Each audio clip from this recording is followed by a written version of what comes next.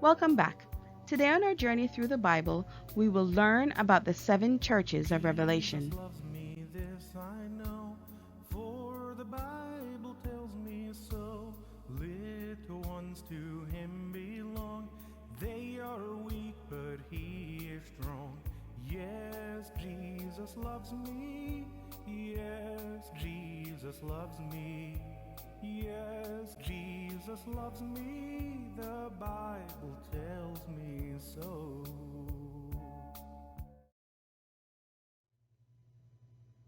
Restoration. Our memory verse comes from Revelation chapter 21, verse 4. And God shall wipe away all tears from their eyes, and there shall be no more death, neither sorrow nor crying, neither shall there be any more pain, for the former things are passed away.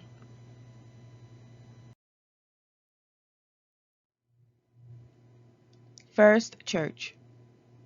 Jesus addresses the church in Ephesus as the one who holds the seven stars in his right hand and walks among the seven golden candlesticks. This signifies that Jesus holds the messengers to the churches in his hand, and just as in the days of the earthly sanctuary, he is still dwelling among his people, the church. Then comes the message. Jesus tells the church that he knows how hard they work and how patient they are. He commends them for not putting up with evil and for testing the false apostles and proving them liars. He acknowledges their tireless work. However, he has found a fault in this church. They have left their first love. Jesus admonishes them to remember where they have fallen from and repent. He calls them back to their original works. Otherwise, he would come to them quickly and remove their candlestick from its place. Jesus again commends them on their hate for the deeds of the Nicolaitans, which he also hates. The Nicolaitans taught that by simply confessing belief in Jesus, they could continue in their life of sin. This church represented the Christian church in the days of the apostles. They started out with great zeal, but eventually slid into legalism. Jesus calls them to remember the motives behind their first work and return to that. Then he advises all those with ears to hear what the Spirit says to the churches. He promises that those who overcome sin will be given fruit from the tree of life to eat.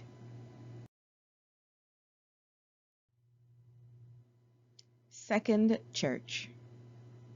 In the message Jesus sends to the messenger in the church at Smyrna, he identifies himself as the first and the last, which was dead and is alive.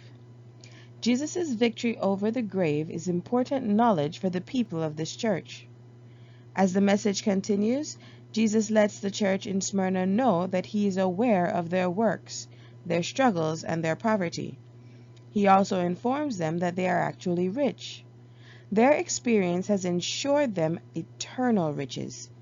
Jesus lets them know that he is aware of the fake Jews that are of the synagogue of Satan. Jesus encourages this church not to be afraid of the suffering to come. He warned them that some will go to prison to be tried. They will also have tribulation 10 days. Then he admonishes them to remain faithful unto death, because he will give them a crown of life.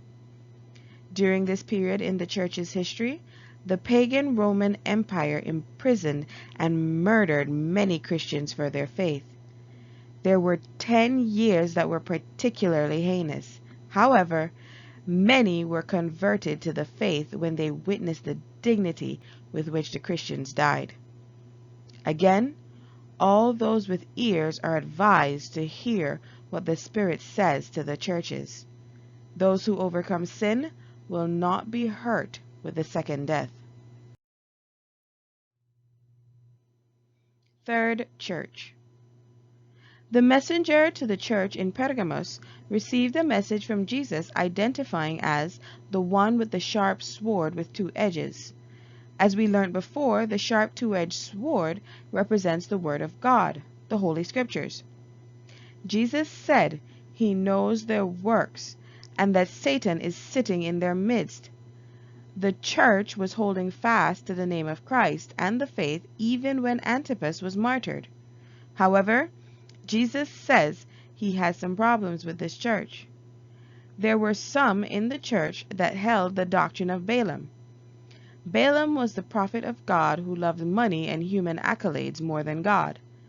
As a result of his impure heart, he taught King Balak how to make the Israelites sin by sacrificing to idols and committing fornication. This church also had among them those that held the doctrine of the Nicolaitans, which God hates. The church in this era was becoming corrupted. During this time, the Emperor of Rome decided that he would become a Christian, nominally. As a result, many pagan worshippers joined the church, bringing their pagan practices. Members of the church tried to make it easy for them to join by lowering God's standard. Jesus admonishes them to repent, or he will come quickly and fight against them with the sword of his mouth. Then he advises those with ears to hear what the Spirit says to the churches. Those who overcome sin will be given of the hidden manna and will receive a white stone with a new name that only the recipient knows.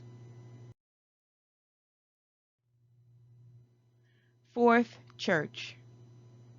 Jesus addresses the messenger to the church in Thyatira as the Son of God with eyes like a flame of fire and feet like fine brass. The flaming fire expresses God's anger at events in this church. He knows their works, their charity, service, faith, and patience. Their later works are more than their early works. However, Jesus has problems with this church. They have allowed the so-called prophetess Jezebel to teach and seduce God's servants to commit fornication and to eat things sacrificed to idols. Jesus gave her an opportunity to repent, but she would not. Therefore, the Lord has promised to pour out his wrath on her and all those that follow her ways. Jezebel in the days of Israel was a Baal-worshipping princess and priestess who married Ahab, the king of Israel. During his reign, Israel plunged to its deepest depth of apostasy. Similarly, during the time of Thyatira, the church seemed to have lost its way. Rome's pagan religion, symbolized by Jezebel, took control of the Christian church, plunging the world into the Dark Ages. Jesus acknowledges those in the church that did not follow Jezebel's teachings. These he had mercy on and added no more burdens on them than they already had. However, he admonishes them to hold fast to what they do have until he comes. Those who overcome sin and keep his works to the end will receive power over nations, and he will rule them with a rod of iron. Jesus also promises to give them the morning star.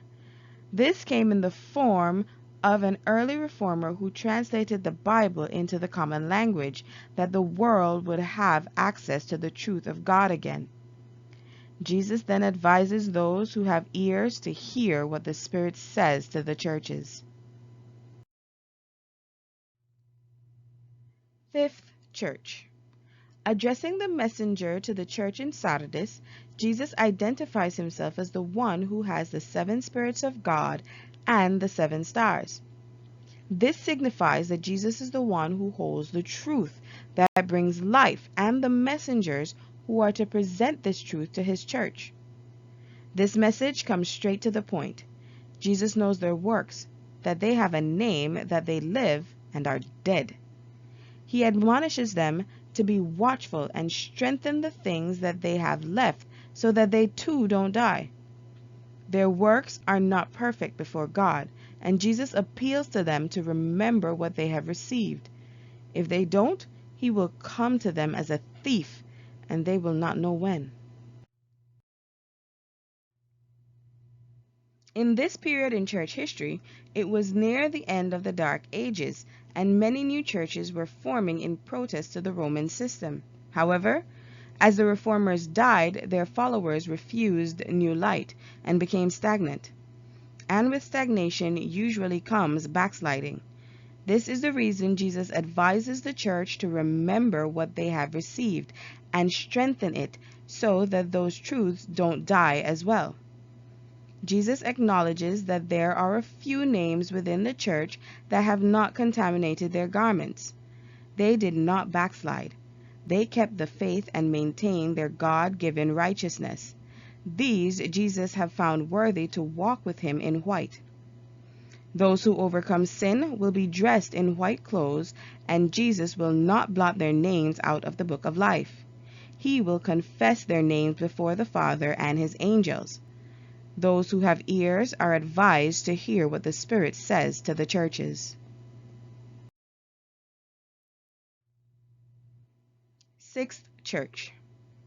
To the messenger of the church in Philadelphia, Jesus identifies himself as he that is holy, true, and has the key of David that opens and no man shuts, and shuts and no man opens. This is significant to this church because Jesus is going to reveal truth to this church that no one can take away. Jesus knows the works of those in Philadelphia. He set an open door before them that no one can shut.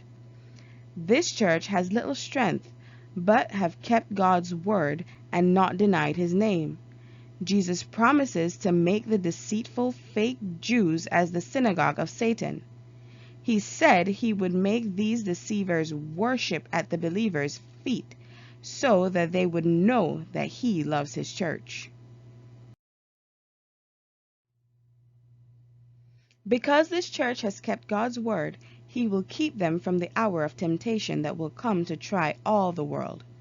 He promised to return quickly and encourage them to hold fast to the truth they received and not to let anyone take their crown. In this period of the church's history, Jesus opened to the understanding of his church all the once closed prophecies. The believers were a small group in the world, but they were faithful and trusted fully in the Word of God. In this era, true believers looked forward to Jesus' return. When he did not return as they expected, many walked away, but the faithful held fast to the truth. Those who overcome sin, Jesus will make them as a pillar in the temple of God. He will also write on them the name of God, the name of his city, which will come down out of heaven, and his new name. Those who have ears are advised to hear what the Spirit says to the churches. Seventh church. Jesus identifies as the Amen, the faithful and true witness, and the beginning of God's creation when addressing the messenger to the Laodicean church. This is the final church, the end of all things, and Jesus declares his role in the end. Jesus knows the works of the Laodiceans. He describes them as being neither cold nor hot, but lukewarm. He wishes they were either cold or hot, but because they are not, he will vomit them out of his mouth. This church claims to be rich and boasts about having a lot of stuff, not needing anything. However, Jesus tells them their true condition. They are wretched, miserable, poor, blind, and naked. He counsels them to buy from him fire-tested gold that they could be rich, and white clothes to cover their shame and nakedness. He also admonishes them to treat their eyes with eye salve so that they can see. Jesus says he chastises the ones he loves, then appeals to the Laodiceans to repent. This final period in church history follows hard on the heels of the opening of prophecies. God's church now has all the information needed to prepare for his final judgment and imminent return. However, instead of living like the judgment is in progress, This church is boasting in its many blessings and has lost sight of the change in its condition. Jesus loves his church and is advising us to repent. In Jesus' final appeal to his church, he says, "Behold, I stand at the door and knock. If any man hear my voice and open the door, I will come in to him and will sup with him and he with me." Those who overcome sin, Jesus will give them the privilege of sitting with him on his throne, just as he overcame sin and is sitting with the Father on his throne. Those who have ears are advised to hear what the Spirit says to the churches. Now it's time for our activity. First question: what was the fault of the church at Ephesus?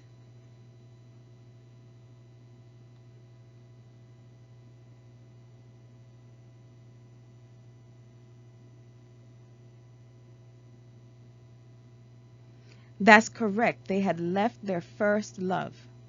Next question: what was the doctrine of the Nicolaitans?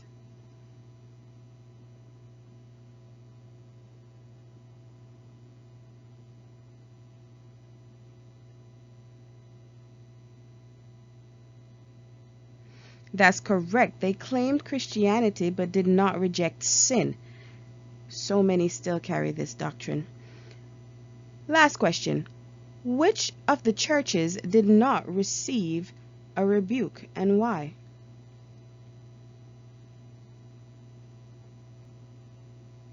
That's right, the church in Smyrna, because they were the persecuted church, and the church in Philadelphia because they were faithful to the Word of God.